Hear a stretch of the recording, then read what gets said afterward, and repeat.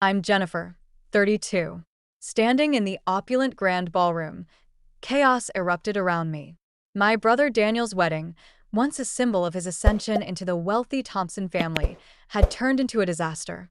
Daniel's face was ashen, and his new wife, Lily, was sobbing uncontrollably, her perfect makeup streaked with tears.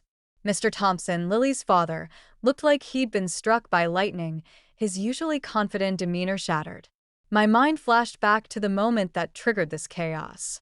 Just minutes ago, I'd pulled out my phone and canceled the semiconductor contract with Thompson Enterprises. The $50 million deal they'd been counting on to save their failing business was off. Daniel's champagne glass had slipped from his fingers, shattering on the marble floor. 10 years ago, I was the black sheep of the family. At 22, I dropped out of law school to start my own tech company, Starlight Industries. Daniel, who was 25 at the time, laughed at me. "Jennifer's throwing her life away," he told our parents over dinner. "She'll come crawling back when she runs out of money." Our parents, who were always more concerned with social status and appearances, agreed with him. They were the kind of people who valued a prestigious job and a fancy car over hard work and passion. While Daniel climbed the corporate ladder at Thompson Enterprises, I was working 18-hour days in my garage. I built Starlight Industries from the ground up, wearing jeans and t-shirts, but my family never noticed my efforts. They were too busy celebrating Daniel's every promotion, every bonus.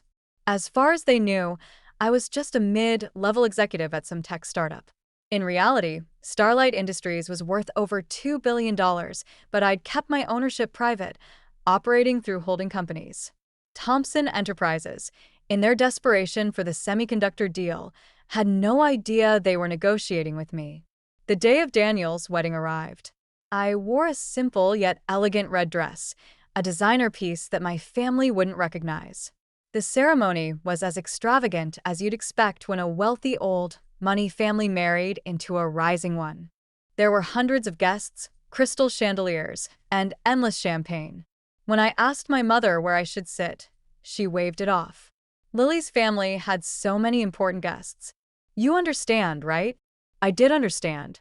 In their eyes, I was the failure who'd thrown away a promising legal career. At the reception, when I couldn't find my name carved at the tables, Lily approached me with a fake smile. "We had to make arrangements for more distinguished guests. The kitchen staff set up a table for you in the back." Daniel appeared at her side, telling me not to make a scene. That's when I snapped. I remembered all the years of their condescension and dismissal. I called my assistant and canceled the contract. Daniel demanded to know what I was talking about. I showed him the Starlight Industries logo on my phone. Lily accused me of lying, saying Starlight was owned by my uncle. I calmly explained that my uncle was just the public face, while I built the company behind the scenes. I also revealed that I knew about Thompson Enterprises' 3 failed product launches this year, their mounting debt, and the fact that they'd been operating on borrowed time for 18 months. My mother pushed through the crowd, angry and flushed. "Jennifer, stop this nonsense. You're ruining your brother's wedding." I pulled out my phone again, showing her the company's financial reports and ownership documents. Daniel grabbed my arm, growling at me to fix it. I stared him in the eye and reminded him of the time I asked for a loan to start my company, and he laughed in my face. My father finally stepped forward, his face a mix of confusion and realization. I told him that all these years, when they thought I was struggling, I was building an empire. The wedding guests' whispers grew louder. Phones came out as people tried to connect the dots. Lily's carefully planned society wedding was turning into a public relations nightmare. Mr. Thompson finally asked me what I wanted. I said I had everything I wanted: a successful company, respect in the business world, and the satisfaction of seeing my family, who once dismissed me, now dependent on my mercy. Daniel pleaded with me to work something out, offering me a board position at Thompson Enterprises. I just smiled and told him that by the end of the week, I'd own a controlling interest in his company. His gambling debts and Mr. Thompson's mismanagement had sealed their fate.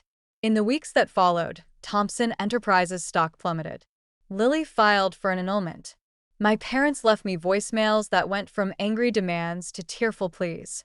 3 months after the wedding, my mother came to my office. She looked older and more uncertain. She said they'd been thinking about how they'd treated me and that they were wrong.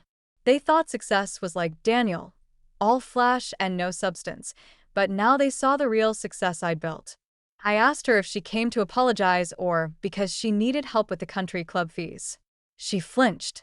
She said they deserved my harsh words, but that I was still their daughter. I told her it meant nothing when I needed their support. She said they'd learned and that they were proud of me. I asked her if they would have been proud of me during the struggle, when I was working in the garage and every penny went into the company. She admitted they wouldn't have. I offered her a fresh start, information about the small business loan program Starlight runs, real estate listings for commercial spaces, and contact details for business advisors.